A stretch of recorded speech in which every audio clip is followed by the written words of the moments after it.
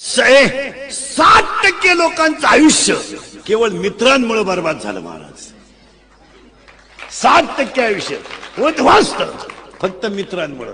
मित्र माळकरी असावा, मित्र पखवाजा असावा, मित्र गायक असावा, मित्र कीर्तनकार असावा, मित्र व्यापारी असावा, किमान मित्र नीतिबाज तरी असावा. नालायक मित्र आपलं. आपण एमएला आहे, एमएला आणि दुसरी 12वी शपोराशी करतो. आपल्या मित्राची लेवल तो तशी असावा. आपला मित्र सुद्धा 80-85% वाला असावा, जो कधीच पास झाला नाही त्याची दुरुस्ती करून काय करतो.